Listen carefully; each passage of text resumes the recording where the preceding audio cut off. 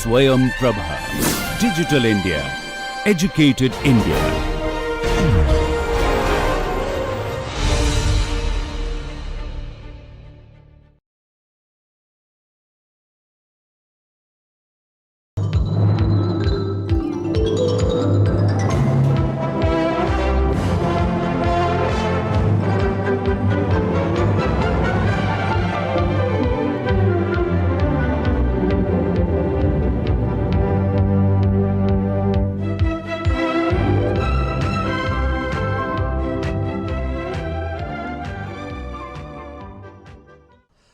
The assessment process is a logical carry forward of the evaluation process. And one of the frequently asked questions would be, what is the difference between evaluation and assessment? It's like two first cousins. Evaluation is by definition a feedback mechanism. There may or may not be a measurement. Assessment will always require a measurement. Assessment will have to be specific because there are consequences of assessment. There are also consequences of evaluation, but the consequences would be of a variety which are of the nature of a general feedback. So, what are the elements of assessment? There are three elements. First of all, in the context in which we are talking, and remember this is a discourse on organization management, you must have something to evaluate, and something in this case is an organization. The second, there must be an assessment team, and please notice I am talking of a team, I am not talking of one person's assessment. 3, there must be some persons who want to use the assessment, otherwise why do it? So, the three elements of an assessment process are the organization, which is the main unit of assessment here, which will operationally mean heads of the department, scientists, administrative staff, sources of information. The assessment team, which needs to use appropriate measurement tools to collect data regarding the organization and its activity, and the people who use the assessment results for making the organization more effective by setting priorities. So, assessment must lead to setting priorities, policies, plans, etc. And if they already exist, review it. And if reviews have already been done, update it. Steps in an organization's assessment are, first and foremost, like everything else in management, be clear, why do you want to assess? Now, there can be very amorphous questions, like in a course evaluation, the student is asked, is the marking transparent? Now, transparent is a very fanciful word. It is very popular these days. Everything has to be transparent. I do not see why everything must be transparent. I would like to do a lot of things in a transparent environment. For example, I would like to sleep with somebody watching me through, how do I turn, twist, and you can think of all sorts of other things which you would not like to do in a transparent environment, but suddenly the word transparent has become very fashionable. Everything must be transparent. So, somebody must have decided that evaluation must be transparent. Of course, it has to be transparent, everything must be transparent.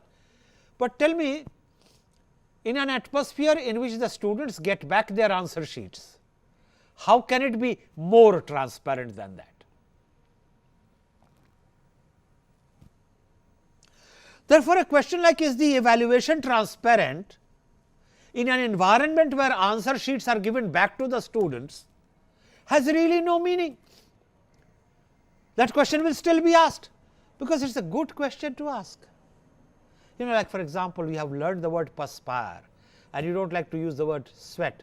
So, even when it is 7 degrees temperature, you like to say, I am perspiring.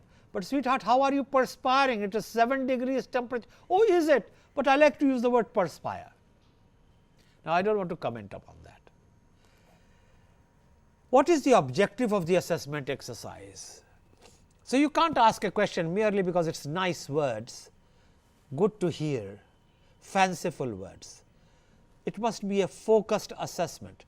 Therefore, is the marking transparent?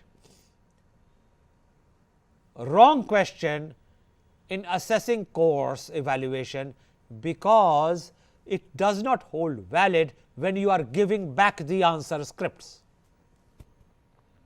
Yes, if you are not giving back the answer scripts, that question could be relevant. Size and nature of the organization may be just too large. You know, you put 100 plus students in a classroom, then no matter what is the genius like quality of the teacher, I would be willing to put out an assumption that it will be a rare teacher who, after teaching them even 42 hours in a semester, knew the names of even half of them. So, what do? You devise means like put your photograph on your term paper, carry your name tag all around. Great idea, must always be done. My purpose is simply to say size matters. The nature of the organization matters. There are no standardized assessment evaluations. And if you do not change the assessment parameters with reference to the size of the population, you are going to have fun and games at your hand. Obviously, some analogies I would like to stop there, because it can have very unique overtones, and those unique overtones I do not want to get into. Areas to be covered during the assessment exercise. No assessment can be comprehensive. Again, comprehensive is like transparency, very nice to sound, very difficult to achieve. To assess, you must know what is it that you are looking for. Yeah, if you are assessing the learning ability, well and good. If you are assessing the quantum of knowledge, well and good. If you are assessing the ability to express, well and good. Do not say, was there a learning environment? What is a learning environment? Pray tell me. Aristotle would have found it difficult to develop indicators of the learning environment. If you assess through these yardsticks, you are going to get into trouble. Now, I have been giving you examples of from an academic institution.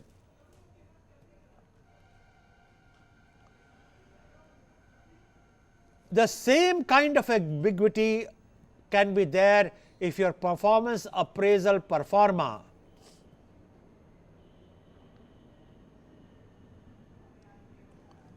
is inaccurately drawn up, because you will be generating a lot of data which has no meaning. I know of technology institutions, performance appraisal systems, where they have questions on discipline, punctuality, teamwork, and believe me, yes, even innovation.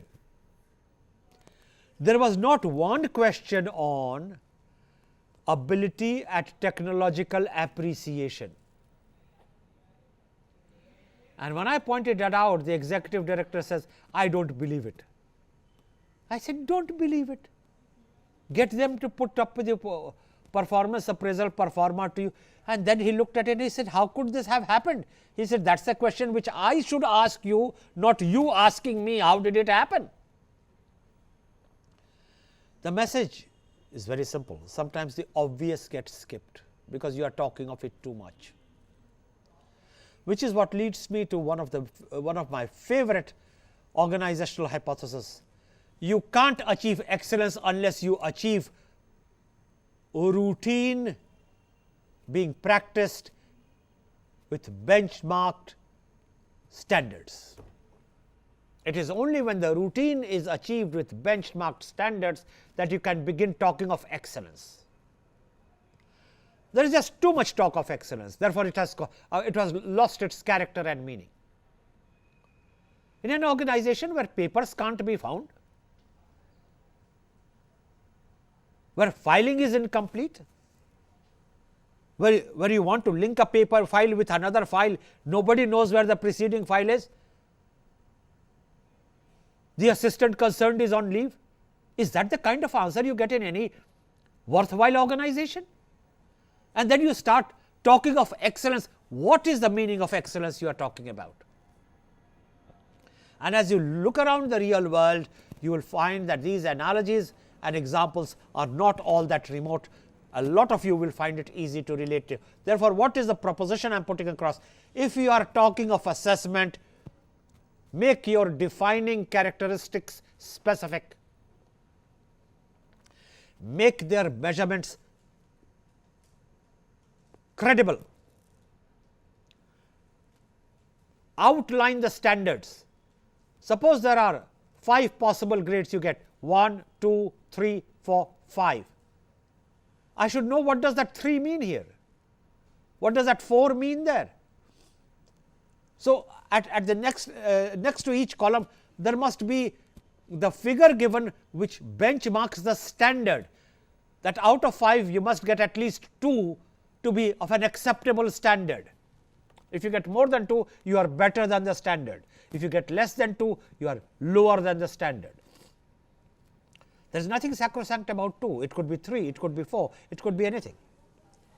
Potential users of assessment results and recommendations. Ultimately, the user will decide how relevant the assessment is. Organizational model on which the assessment methodology is to be based has also to be kept in mind. Steps in organizational assessment. Framework for conducting the assessment exercise has to be clear. When do you make it formal? When do you make it informal? When do you do it in a structured manner? When do you use participant observation? And there are any number of techniques. This is not the best place to get into different types of techniques, but what you got to understand is that there has to be a framework of conducting the assessment. There is evaluation of data. Remember, data can be fudged.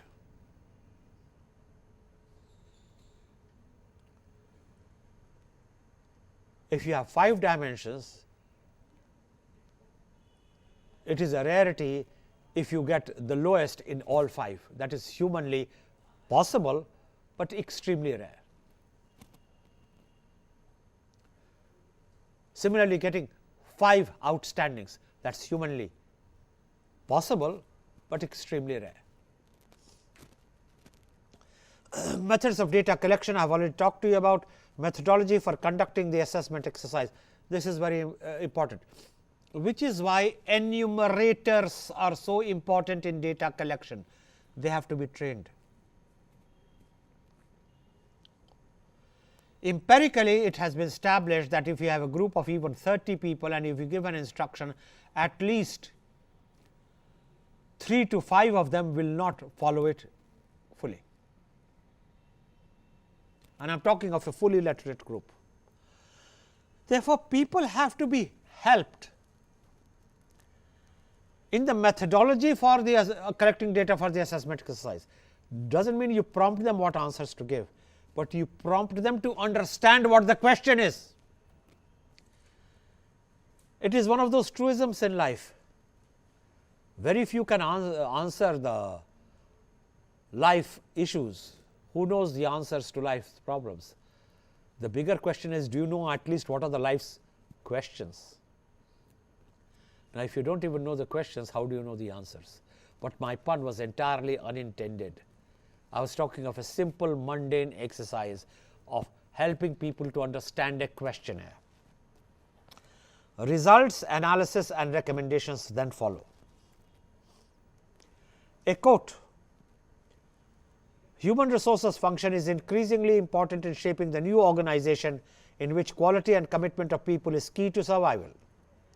Every aspect of human resource management needs to be reassessed, but none is more pivotal or difficult than performance appraisal. This is true. It was true in 1992, it is true today, and it will so remain always. performance appraisal is always a very dicey thing.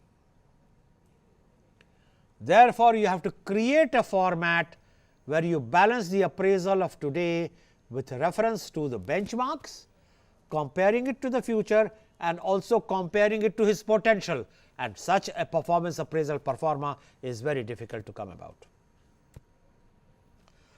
Performance appraisal can be defined as the systematic review of performance of staff on a written basis at regular time and intervals.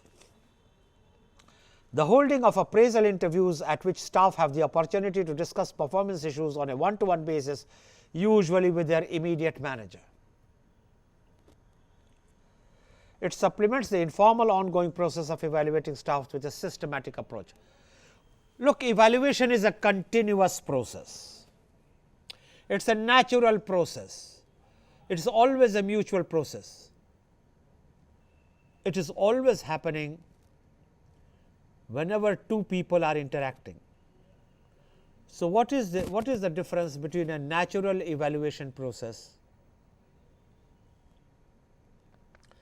and the appraisal I am talking about? The appraisal that I am talking about is structured, is scientific, it is tested, it is predictable. Whereas the other evaluation is informal and continuous. The appraisal objectives would be some of the following: providing feedback to the employees on job performance, creating a basis of improvement, and thereby identifying the training and development needs of the employees. To eliminate uneven standards that may vary from manager to manager. Remove the temptation to judge employees by their personalities. Motivate the employees with appraisals. Help create the most productive workforce possible.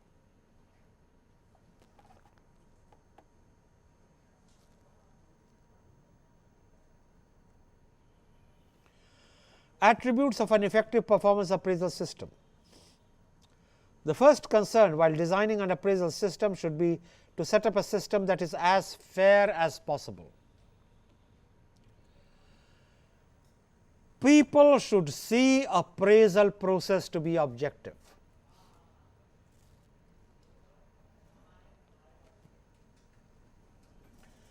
Which is why it is important to understand that there must be a process of bias correction, which will come out either through the assessor's bias or the bias of the people who do not understand what is being sought to be evaluated. The criteria against which the employee is judged should be clearly related to the demands of the job, which means you are not appraising the person, you are appraising his competency. These are two different things. How does it matter if he can't speak good English, if he does the job on a CNC machine with great precision and he knows exactly how to operate it? His ability to speak English, or for that matter any language, is incidental to the job description, but the same will not apply to a teacher. If a teacher does not have a reasonable command on the language which he is using to conduct a class, you can't say how does it matter if he doesn't know the language, if he knows the subject matter. For heaven's sakes, his job is communication and he may know the subject matter. The bigger question is he able to convey it? This is not a business discussion. The criteria against which the employee is judged should be clearly related to the demands of the job, as I just explained. The outcome should be judged, not the person. Performance appraisal is centrally linked to the motivation of the employees. It provides some of the essential components of effective motivational strategies. A feedback that permits an employee to learn how well he is performing is very useful input to organizational growth. Goal or objective setting that specifies what the person should be doing always helps in that direction. Team building that allows the employee to participate with peers and their managers in solving problems that impede their productivity is a very positive outcome of performance appraisal systems. And monetary incentives that reward the good performance.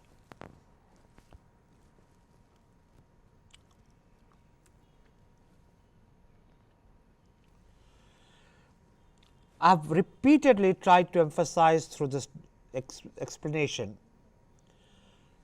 that appraisal and evaluation must have a domain, must have an objective, must have instruments, must have standards, must have a framework, must have a process, must have above all relevance to what is happening there. And still, organizational evaluation cannot be a stand-alone process. It has to have linkages with the institution's selection process and other functions. Let me give you an example. I was sitting on the selection committee of a denominational college. They were selecting a teacher of English. The principal happened to be a man from that subject area. We ultimately shortlisted 3 people. I was for A, the principal was for B, and C was a good second to both. The details of the conversation apart, I said A knows his subject matter,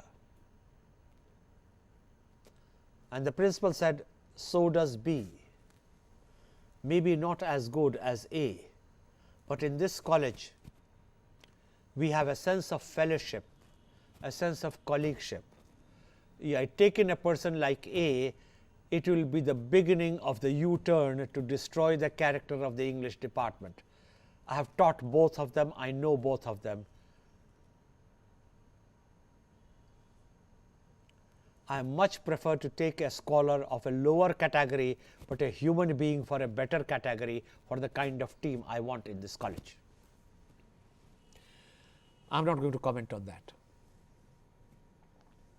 Ultimately, the principal had his way, and candidate B was selected, with the principal agreeing that A was a better scholar. But you heard the argument, and I do not have to waste time by repeating the argument. At times, your evaluation process is a linkage to the selection process. It is a question of what kind of profile you are looking for. Therefore, which committees which go on saying research, more research, publication here, publication there, publication everywhere, very useful. Who has quarrels with that? And even they would agree that it is useful to keep in mind his ability to communicate, his ability to teach, his ability to be objective in appraisal. Nobody disagrees with that. The area which does not come up as often as it should, can he be a mentor to his students?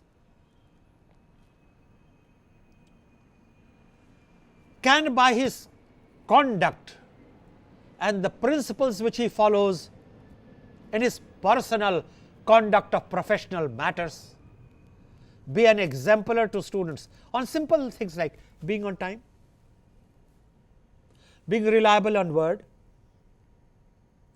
diligent in all that he does, seriously interested in his students, and above all, does he care enough to help in the growth of those who let him help in their growth? What do you do with a person with qualities X, Y and Z if you are not also looking at this quality? Now, of course, this is more easily stated than acted upon, because what are the indicators? How do you get evidence of this? Now, the way to do it is the way the industry has developed. Before you buy a machine, you get a client list and you find out from them how has this machine worked out. Selection cannot be pushed through, and better institutions do not rush it through with half an hour of interview.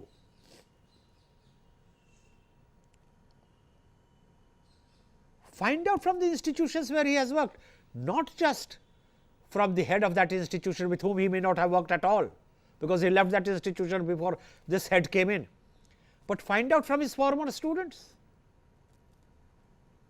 Each teacher has a brand name. Get the brand reputation. It may be erroneous, it is not that all brand reputations are accurate, but at least it will mark a beginning. All that I am saying is, and I am giving you examples from research institutions, I am giving you examples from academic institutions, I am giving you example from the industry to show that performance appraisal, no matter in which domain you carry it out, is a complicated process, and believe me, no matter how well you do it, you will be still short of perfection. Therefore, keep practicing it. Just as you become a good machine maintenance man by having handled that kind of a problem 20 times.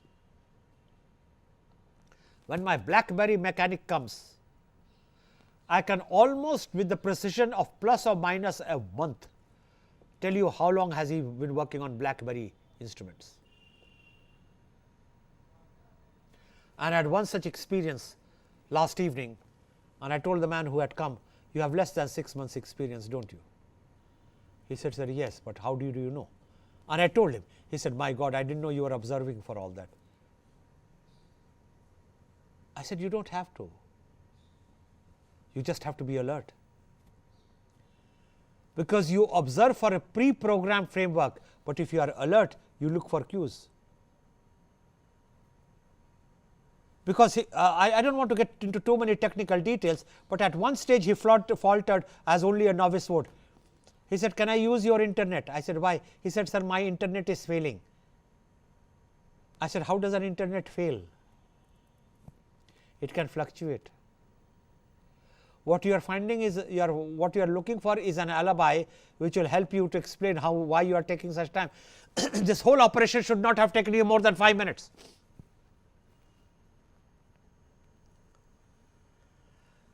Appraisal, therefore, is expertise which shows. In a better organization, you have sensors which bring it out.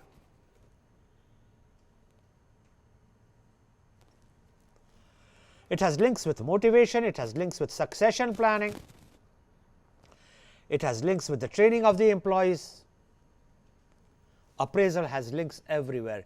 In fact, in some of the performance appraisal committees that I have sat through, especially with the government and the corporate world, we have included a column which is mandated to write, given this kind of performance, what are the training and the development interventions this person needs. Yet, the assumption that everyone needs training and development interventions, no matter what is the seniority he has and no matter what is the designation which he holds, is still not there. I have known very many people who have held fancy designations goof upon this, because they believe training and development is only a remedial intervention. No, it is not. Training and development is a continuous requirement to keep updated. It is not just a remedial intervention. Like in the olden days, you went to hospital to die.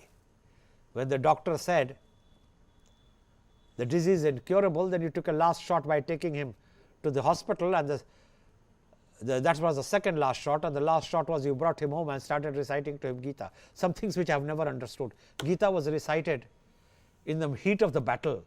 Why do they start reciting Gita at the time of death? Maybe that's my personal problem. No irreverence meant at all.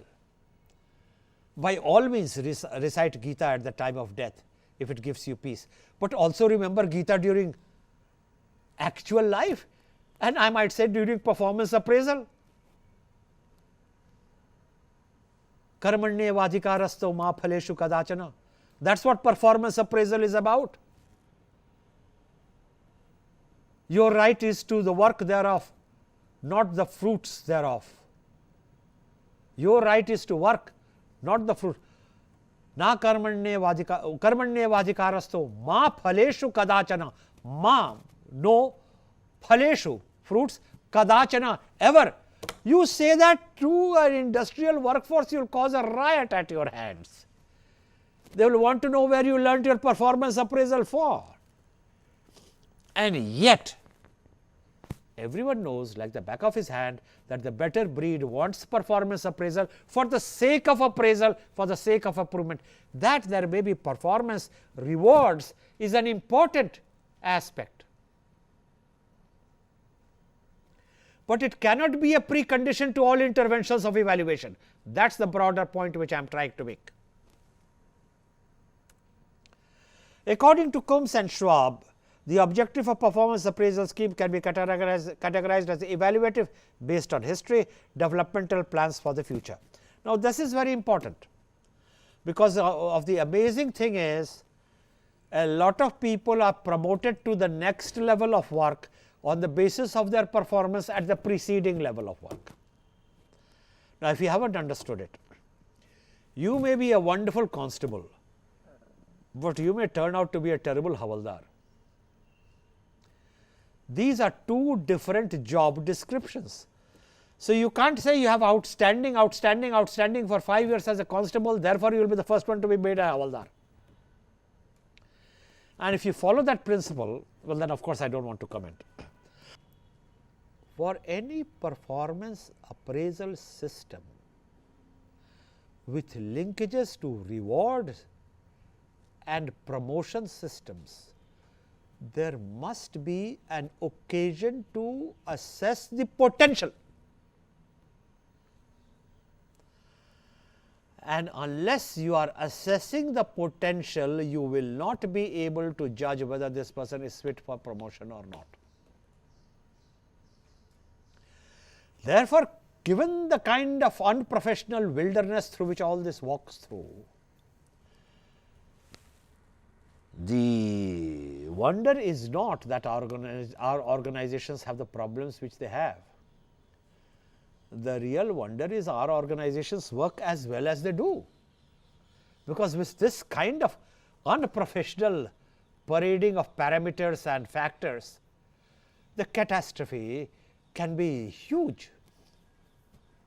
Certain amount of overlap as past performance determines future course of action targets can happen. Who conducts appraisals? The immediate manager, the manager's manager, self-appraisal. I personally consider this very important. And believe me, it works, because truth has its own force. I will give you an example. As an academic, many institutions permit their employees to do self-appraisals. So, year of grace 1994, 1995, I was working on organizational effectiveness in automobile industry. Very good, research project done, tick mark. No publications? No publications, sir, I had just begun work. Okay. Year 2, 2005, 2006, working on organizational effectiveness on automobile industry. Any research output? No output, sir, data being collected. Very good, tick mark, done. Third year, organizational effectiveness on automobile industry. Any research publications done? Yes, sir, one paper being prepared. Very good, tick mark. year number 4, by which time you are in 97, 98.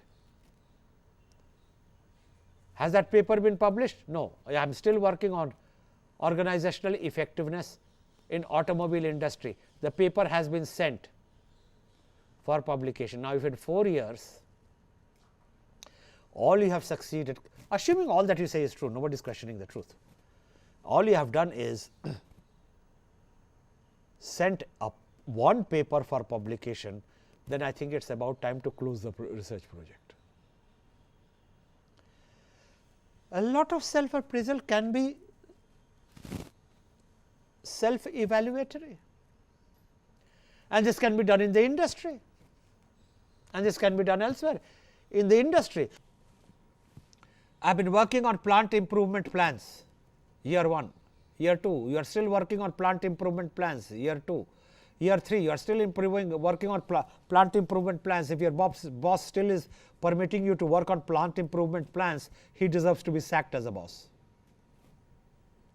You can't take 3 years or working on plant improvement plans, which brings in another very important dimension of evaluation, subordinate development.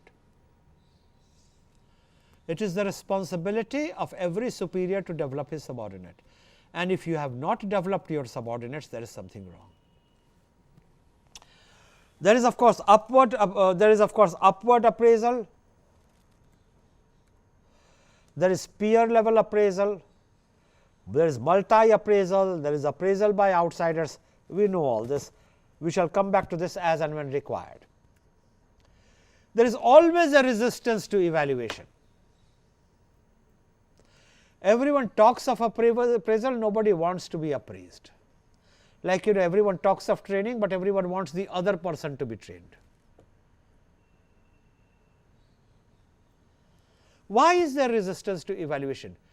We have not yet created the universal environment of accepting evaluation as a positive step in our own self growth.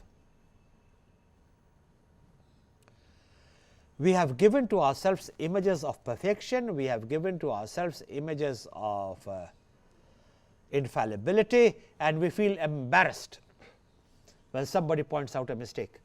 I will give you an example. Just check out yourself, and you do not have even to send a feedback to me. How many times in a day, forget a day, how many times in 2 days, or forget even 2 days, how many times in a week do you ever say, thank you for correcting me? Which means what? You never make a mistake. Of course, you never make a mistake. Your grandmother always believed that.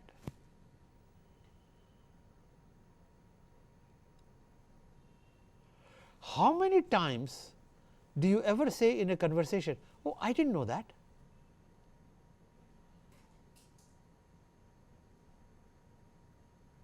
You know everything. You are perfect. You don't need to be corrected. It is about time you got a headache, because the halo is so tight around your head.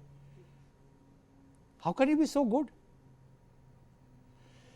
This kind of unprofessional environment which we create around ourselves is always an ally in universal improvement, and this has to be resisted. Speaking lexically, resistance means a force that retards, hinders, opposes a motion. And ergo, when a person tries to evaluate another person, he is trying to mobilize his opinion, beliefs and judgment against him. No wonder he is met with resistance. No one likes to be judged, because people fear that judgment will lead to condemnation. We need to snap this linkage. Of the various hypotheses I have had and I have shared with you as I have gone along through this discourse, remember I told you, unless you de-link the consequences of passing on the information to the effects of that information, process of speedy information transfer will not take place. I thereby recommend another de-linkage. The process of evaluation should be de-linked from the process of judgment. Evaluation has to be rated at the benchmark of a feedback. Just as for useful organizational effectiveness, I am firmly of the view that information flow must be encouraged for the sake of it. All information passed does not necessarily to have a consequence, because then people will stop passing on the information, they will start assessing the fallout of that information, and depending upon whether they see the fallout positive, they will push it. If they do not see the fallout positive, they would discourage it. At the same time, it should be noted that some people do welcome the evaluation, as they think it helps to understand where they stand. Of course, there are honorable exceptions, but honorable exceptions do not make the rule. Recent research shows that 76% of the global 2000 firms do not conduct benchmarking at least once a year. Only 19% do conduct it annually, while just 14% continuously refresh their benchmarks, a abysmally low figure. Imagine a situation where only 14% continuously refresh their benchmarks. Most common source of resistance to change, and this is worked out empirically.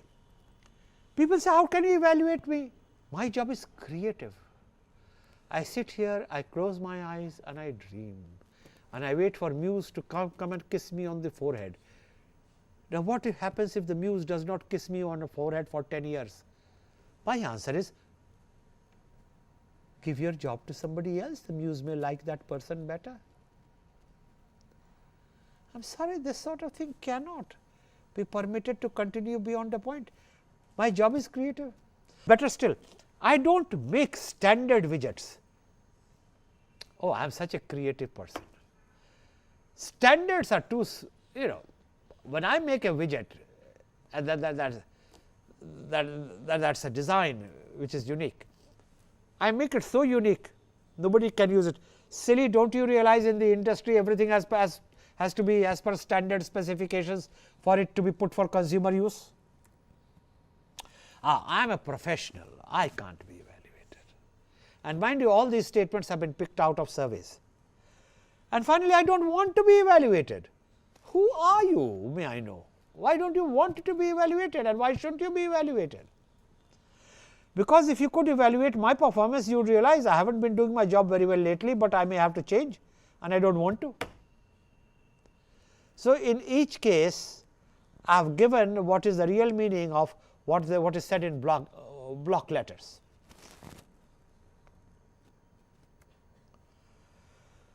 The resistance of change may be because of many factors. Persons who feel overburdened already.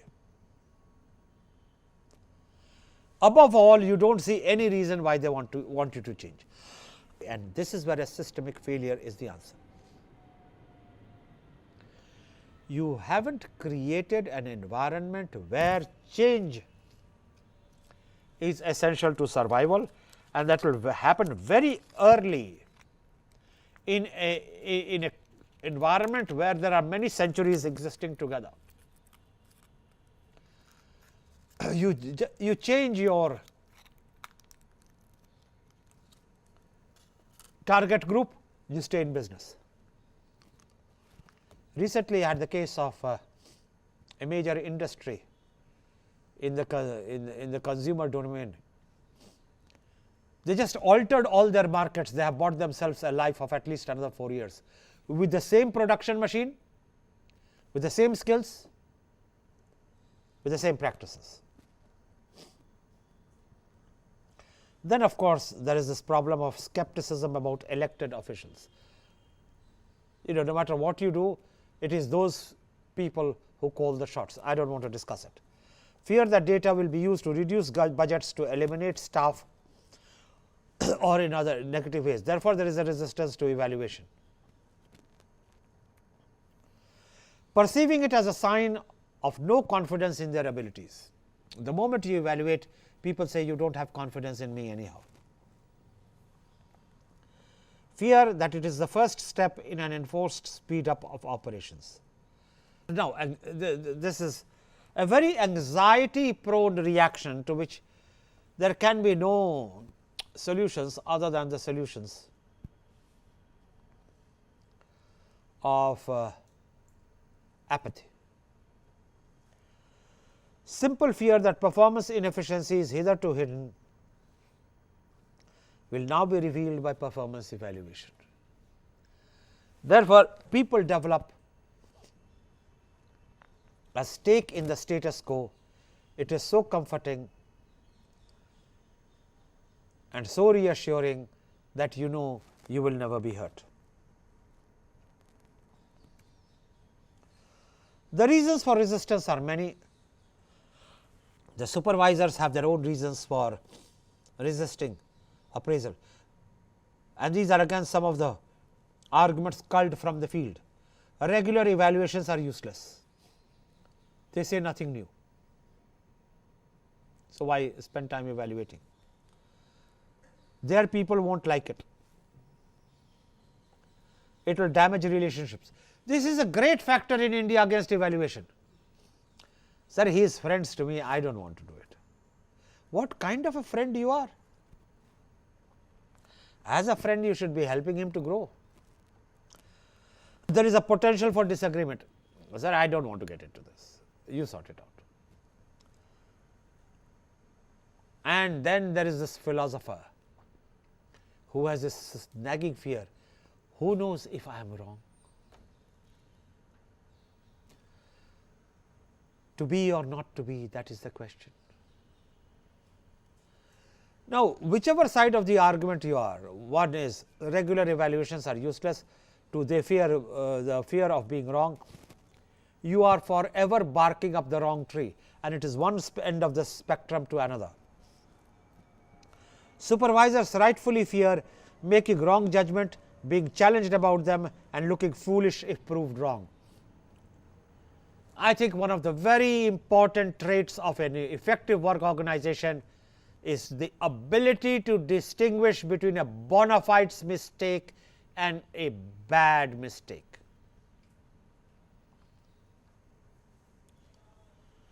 A bona fide mistake must be overlooked.